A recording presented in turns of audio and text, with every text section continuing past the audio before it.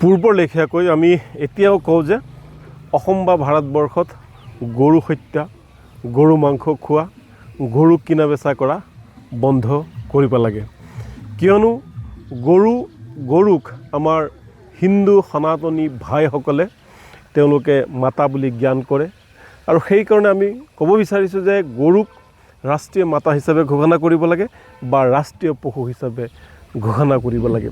যেতিয়া ইছলাম ধৰ্মৰ লোকসকলৰ বকৰি ঈদ আহে, সেই ঈদ আহিলে একাংশ সংগঠনৰ লগতে আমাৰ মুখ্যমন্ত্ৰী ডাঙৰীয়াৰো এই গৰুক লৈ মনত পৰে আৰু গৰু বন্ধ কৰাৰ কাৰণে বা গৰুক লৈ বিভিন্ন তৰ্ক বিতৰ্ক কৰা দেখা যায়।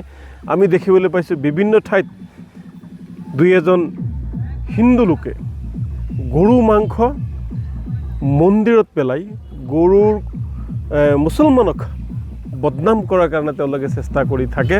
এয়া বিভিন্ন ঠাইত আমি দেখিবলৈ পাইছোঁ, সংবাদ মাধ্যমৰ জৰিয়তে জানিবলৈ পাইছোঁ। আৰু এটা চক্ৰ কিন্তু জড়িত হৈ আছে যে মুছলমানক কেনেকৈ এইটো সমাজত বদনাম কৰিব পাৰি, মুছলমানক যাতে ঘৃণা কৰে মানুহে, মুছলমানক যাতে মানুহে বেয়া পায়, তাৰ কাৰণে এটা চক্ৰ কিন্তু জড়িত হৈ আছে।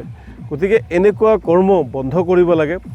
কোনোবাই গৰু মাংস মন্দিৰত পেলাই মানুহক বিপদ পৰিচালনা কৰি মানুহৰ মন মগজুক যি আঘাত হানাৰ চেষ্টা কৰিছে, যি হিন্দু মুছলমানৰ মাজত যি সংঘাত লগাব বিচাৰিছে, এইটো বন্ধ কৰিব লাগে। তাৰ উপৰি আপোনালোকে জানে যে যিটো কাটালখানা, যিটো কচাইখানা বিশেষকৈ উত্তৰ প্ৰদেশত আছে আৰু তাৰ মালিকবিলাক কিন্তু হিন্দু। গতিকে সেইসকল যি কচাইখানা আছে, সেই কচাইখানাবোৰো কিন্তু বন্ধ কৰিব লাগে। এতিয়া আমি জানিব বিচাৰিছোঁ যে কেন্দ্ৰত বিজেপি চৰকাৰ আছে, বিভিন্ন ৰাজ্যত বিজেপি চৰকাৰ আছে। ডাবল ইঞ্জিন চৰকাৰ থকাৰ পিছতো কিয় আজিলৈকে গৰুক ৰাষ্ট্ৰীয় মাতা বা ৰাষ্ট্ৰীয় জন্তু হিচাপে ঘোষণা কৰা নাই? আমাৰ নেমচুৰ দাবী গৰুক ৰাষ্ট্ৰীয় মাতা হিচাপে বা ৰাষ্ট্ৰীয় পশু হিচাপে ঘোষণা কৰি গৰুৰ সম্পূৰ্ণ সুৰক্ষা আৰু নিৰাপত্তাৰ ব্যৱস্থা কৰিব লাগে।